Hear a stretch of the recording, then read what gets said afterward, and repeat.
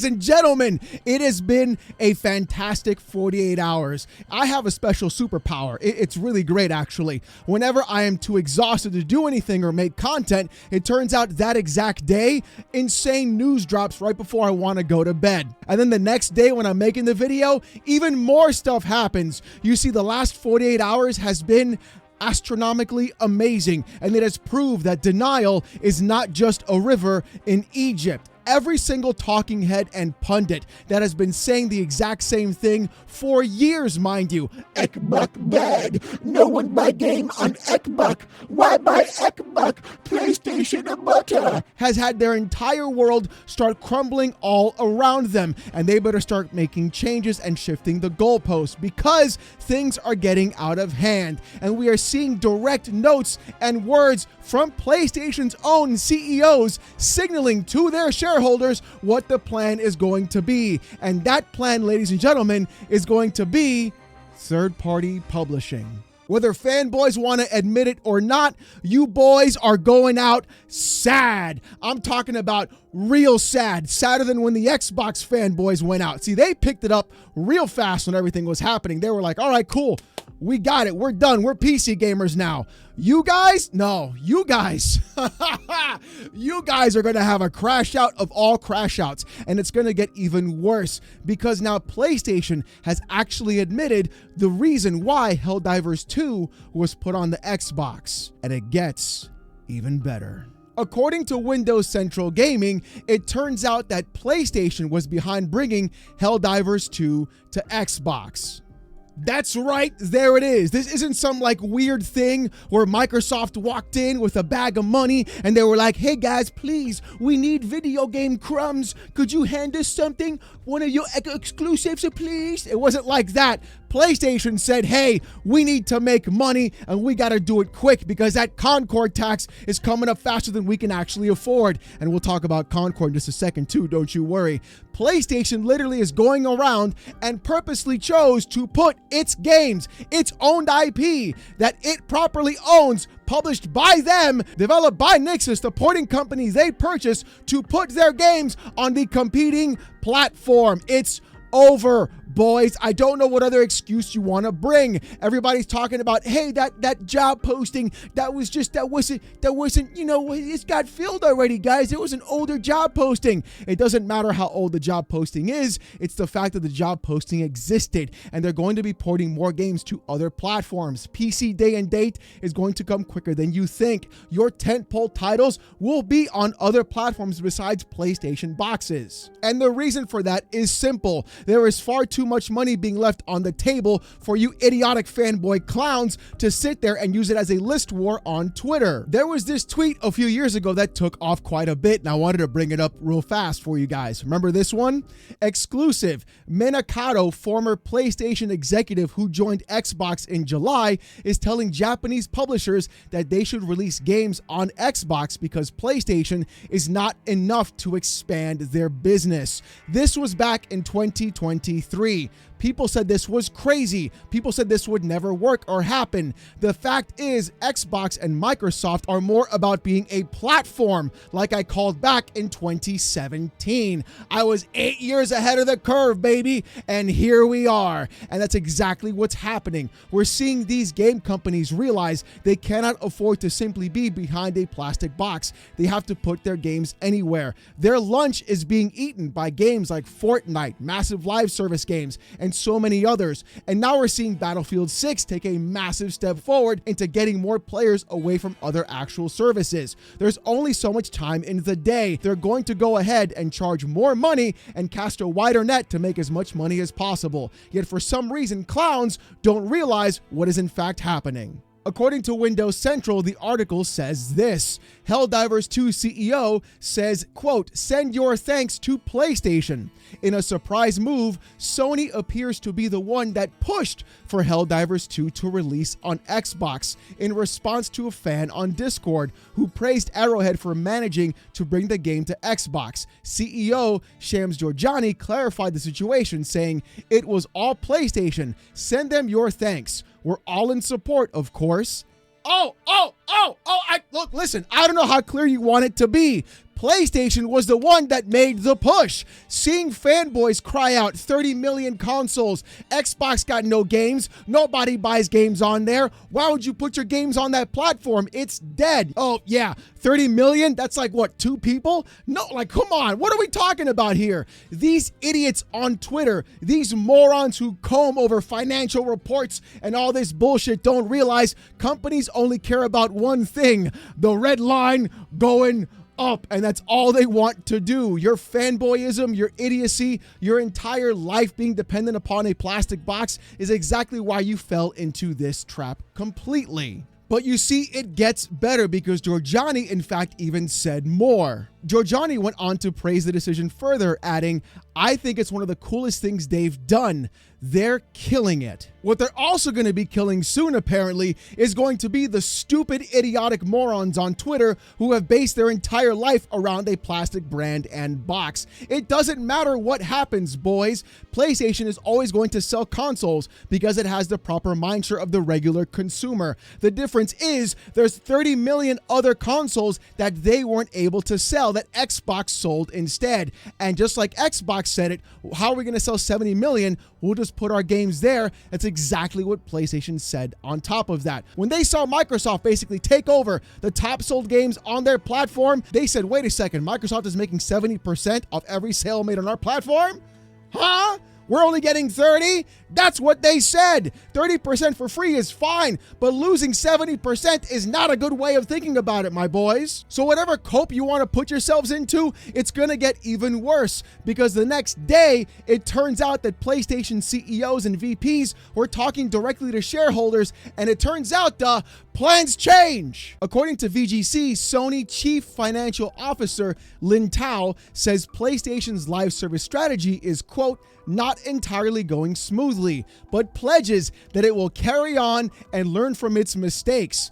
Tao says progress has been made despite somewhat negative news caused by Concord and Marathon. In the article, Lin Tao in fact said this: last year, Concord shut down, and this year, Marathon was postponed, so somewhat negative news has been coming out. But if you look at the past 5 years, 5 years ago, live service games were almost non-existent for PlayStation Studios. We now have Helldivers 2, MLB The Show, Gran Turismo 7, and Bungie's Destiny 2. So we have these 4 live services contributing to sales and profits in a stable manner. For Q1, the live service ratio was about 40% for the full year. It's a little less, probably between 20 to 30%, she said. So in terms of the transformation, it's not entirely going smoothly. But from a longer term perspective, if you look at the changes over 5 years, you see that there's definitely been a change.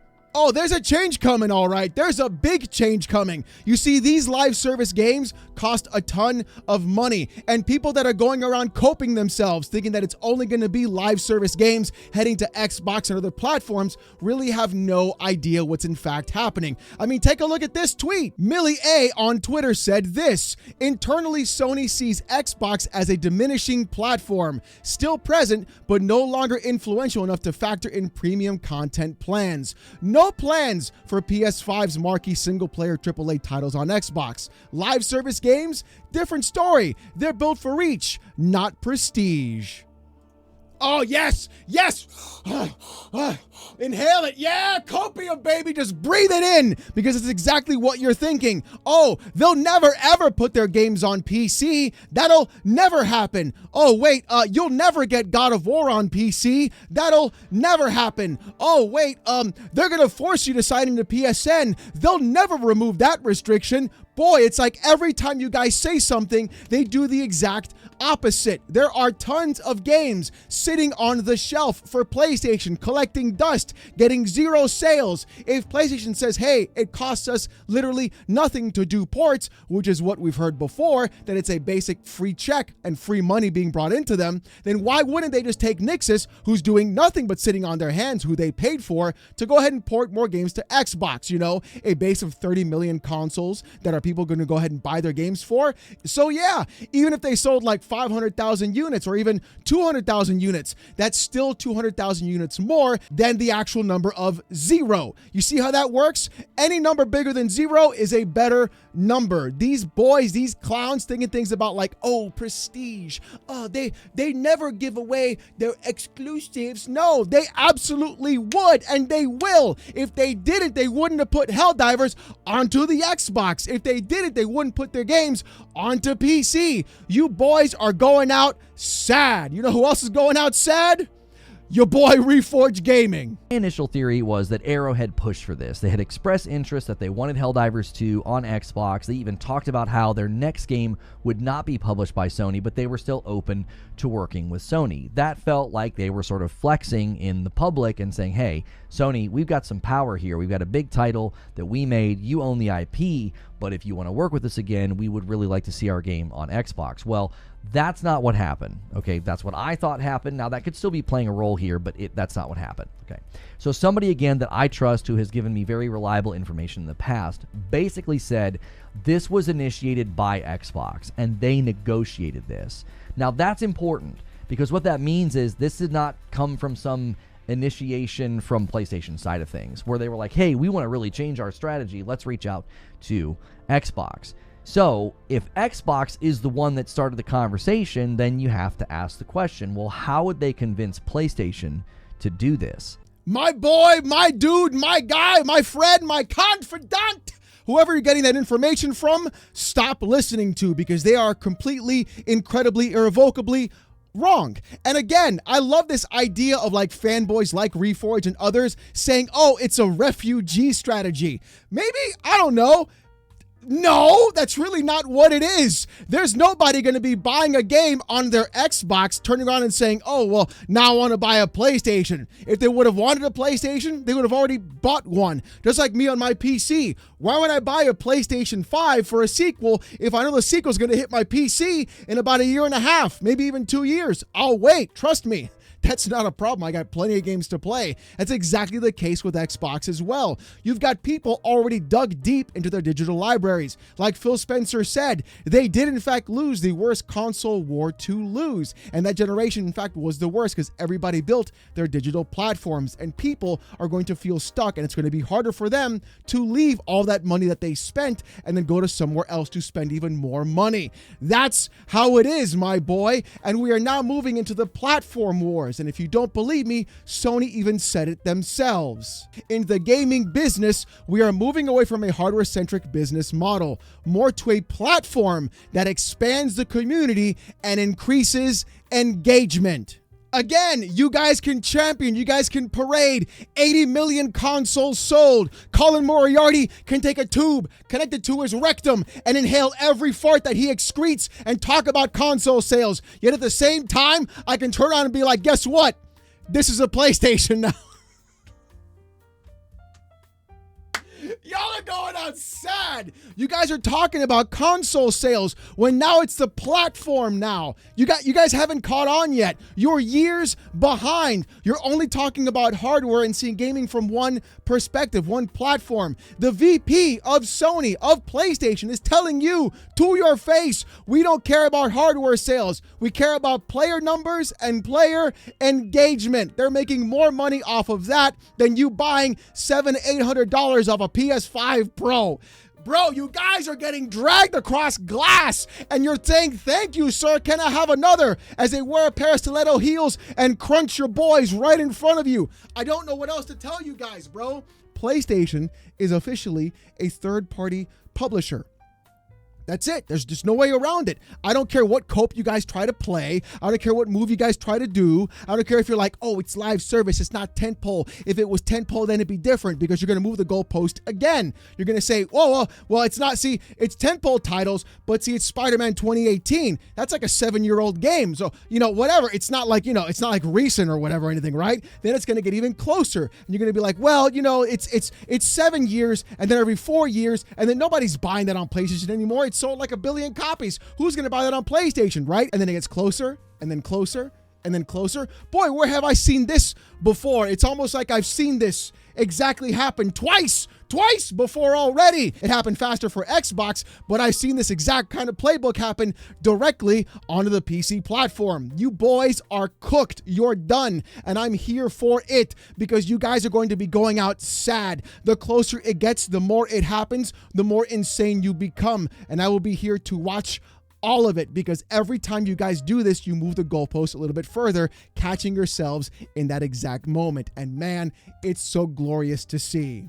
PlayStation is signaling to their shareholders and to everyone they are a platform now. They are signaling to everyone they're going to be making more live service games. They are showing you to your face they're going to be putting those games onto Xbox. And if those games sell well and those games do well enough for the actual port, they're going to put more games onto that platform. The platform wars have begun, ladies and gentlemen. It's no longer about console sales. Now it's about users and monthly engagement and active users, because they're not going against Xbox. No, they're going against people like Fortnite and Apex Legends and League of Legends and all those other massive live service games that make billions of dollars per month. That's who they're going after. The console wars were small potatoes, and if you don't think that's the case, you've been living under a rock for the past 5 years. Anybody in the gaming industry with eyes has seen the damage that Fortnite has done to so many other gaming companies. Back then in the 360 days, they all chased the Call of Duty dollar. Now they're chasing the Fortnite dollar, and they're going to do everything they can to do it. And if they keep having flops like Concord and Marathon and etc., then you can bet your sweet bippy they're going to have to find other ways to recoup those costs and loss of revenue. And you know how that's going to happen? Printing out those free checks and porting more games to other platforms. Guess what, boys? It turns out you guys were never supporting the devs in the first place, and you were never enough. Kind of sad when you think about it. So you know what? It's been a crazy set of a couple of days, and I know you guys have to hear about this as well. So leave a comment in the comment section down below and let me know what you guys think about this entire thing unfolding in front of everyone. If you want to see more of this kind of content, more PC Port reviews, gaming news, Steam Deck videos, fanboy content, live streams every Saturday night, 8:45 p.m. Eastern, come on down and subscribe to the channel. We're on our way to 89,000 subs, and I just want to say thank you guys so very much. If you want Discord access and emotes during live streams, become a YouTube member. It's as low as $1. If you don't want to pay the buck, don't sweat it. Show up Saturday nights, 8:45 p.m. Eastern. Trust me, as around 800 people insult me with AITTS. Believe me, you don't want to miss it. With all that being said, though, thank you guys so much for watching. Hope you have a great one, and I'll see you gooners next time. Peace!